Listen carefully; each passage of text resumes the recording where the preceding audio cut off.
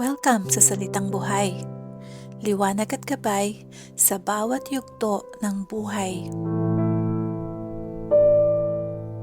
Sa umagang ito, inaanyayahan kitang sandaling tumahimik, huminga ng malalim, at ituon ang iyong puso sa presensya ng Panginoon.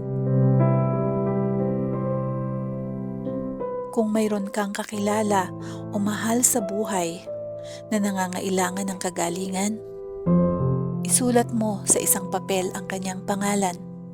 Hawakan mo ito ngayon. At sama-sama nating idulog sa Panginoon ang kanilang kagalingan ng may buong pananampalataya at pagtitiwala.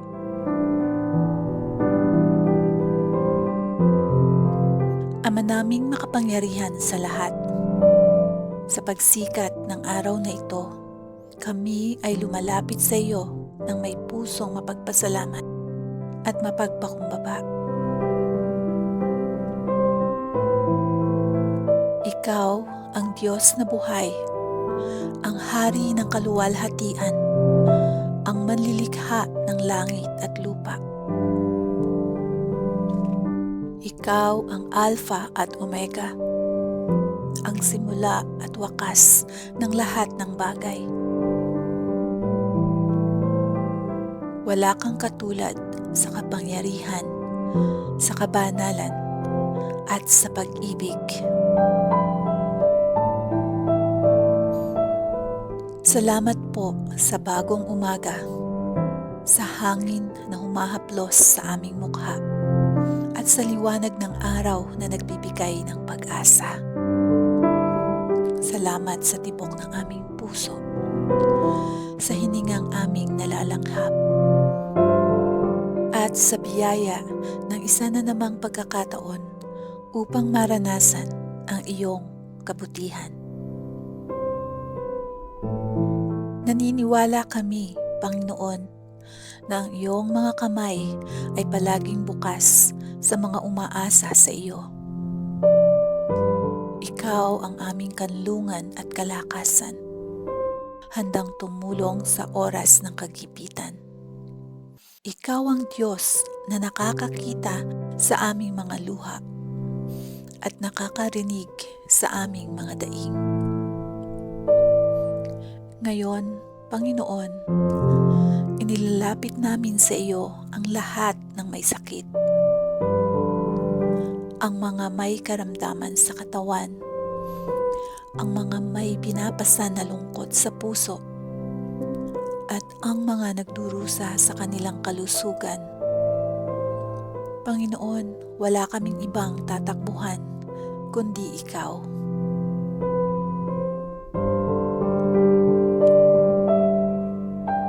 Ikaw ang aming kalakasan. Ikaw ang nagpapagaling sa aming mga sugat at nag-aangat sa aming mga kaluluwa. Ikaw nga, Panginoon, ang aming pastol. Hindi kami kailanman magkukulang.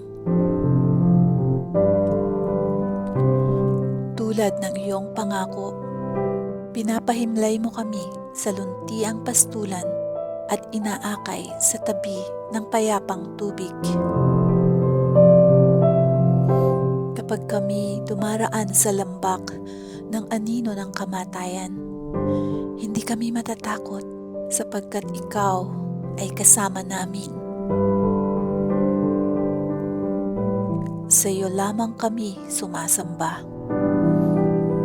Pinagdiriwang namin ang iyong kabutihan at kagandahang walang hanggan.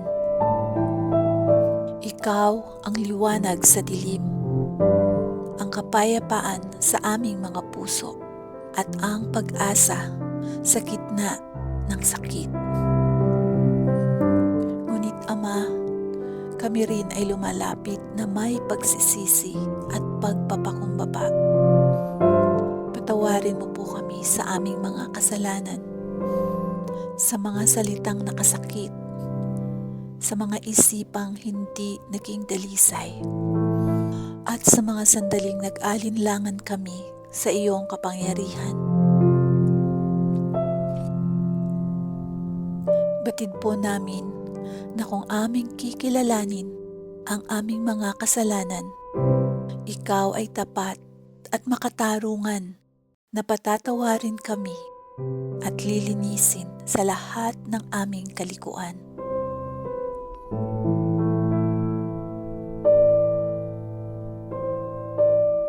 Linisin mo po ang aming mga puso. Hugasan mo kami ng iyong awa.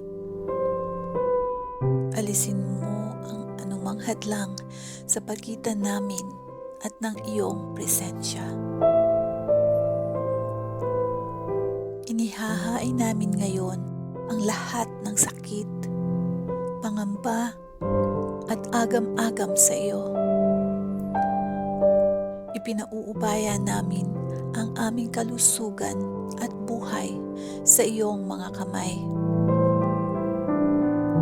Sapagkat ang iyong mga kamay ang lumikha sa amin at ang parehong mga kamay ang siyang magpapagaling sa amin.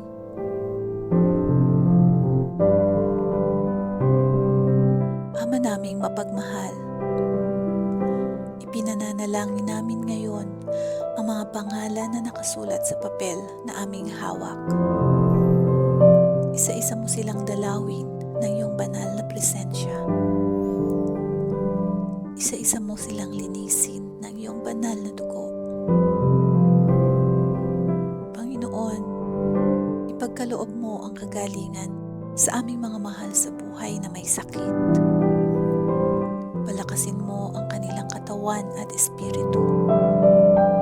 Pagalingin mo ang may lagnat, may cancer, may karamdaman sa puso, sa baga, sa bato, sa dugo, sa balat, sa mata, at sa bawat bahagi ng kanilang katawan.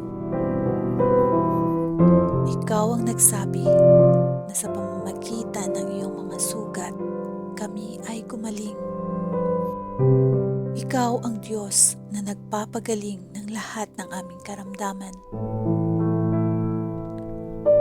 Ikaw ang nagsusugo ng iyong salita upang magpagaling at magligtas mula sa kapahamakan. Kaya ngayon, sa makapangyarihang pangalan ni Jesus, inuutusan namin ang bawat karamdaman na lumayas. Ang bawat impeksyon ay matuyo. Ang bawat pamamaga ay humupa. Ang bawat selulang may sakit ay mapalitan ng bagong kalusugan. Palakasin mo po ang mga nanghihina. Paginhawahin ang may kirot. Aliwin ang may takot.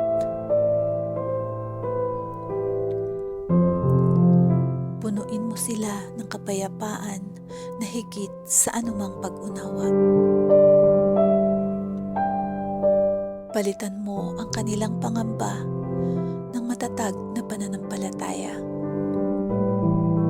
Ipaalala mo sa kanila na hindi mo sila iiwan o pababayaan man.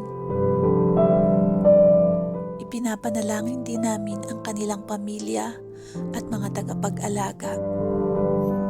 Bigyan mo sila ng lakas kapag sila'y napapagod. Bigyan mo sila ng pag-asa kapag tila mabigat na ang lahat.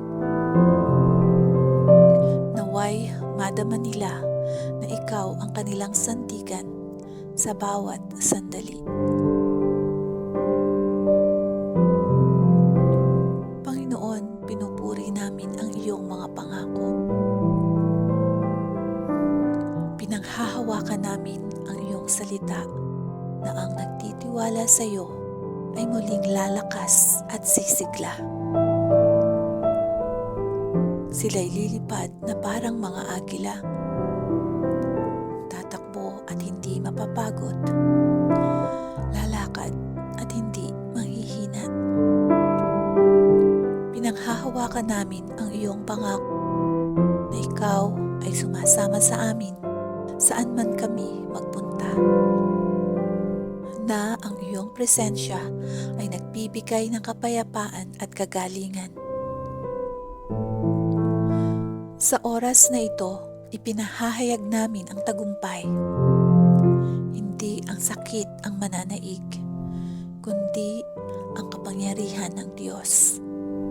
Hindi ang takot ang maghahari, kundi ang pananampalataya.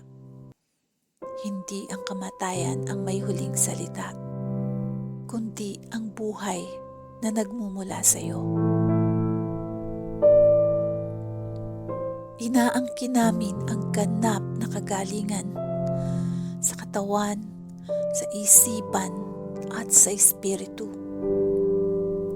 Inaangkin namin ang panibagong lakas. Inaangkin namin ang himala. Salamat, Ama, sapagkat Ikaw ay kumikilos kahit hindi namin nakikita. Sapagkat sa sandaling ito pa lamang, ang iyong pagpapagaling ay dumadaloy na parang ilog ng buhay. Salamat sapagkat ang bawat nagtitiwala sa iyo ay hindi mapapahiya. Tinatanggap namin ang iyong kagalingan. Tinatanggap namin ang iyong kapayapaan. Tinatanggap namin ang iyong tagumpay, Panginoon. Sa bawat araw na darating, naway maging liwanag kami sa iba. Nagbibigay ng pag-asa, pagmamahal, kalakasan sa mga nangangailangan. Gawin mo kaming patotoo ng iyong kapangyarihang magpagaling. Ama, sa iyo ang lahat ng papuri, karangalan at kaluwalhatian. Ito po ang aming dalangin sa makapangyarihang pangalan ng aming Panginoong Hesukristo. Amen.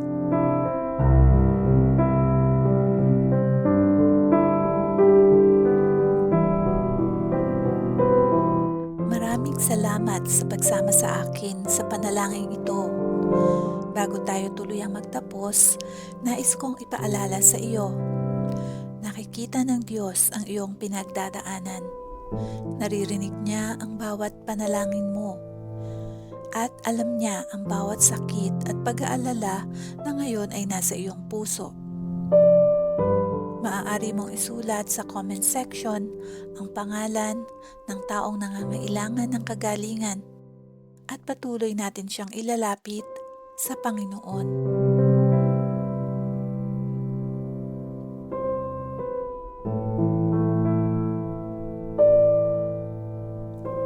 Kung napagpala ka sa video na ito, huwag kalimutang mag-like, mag-subscribe, at pindutin ang notification bell upang patuloy tayong magsama-sama sa pananalangin sa araw-araw.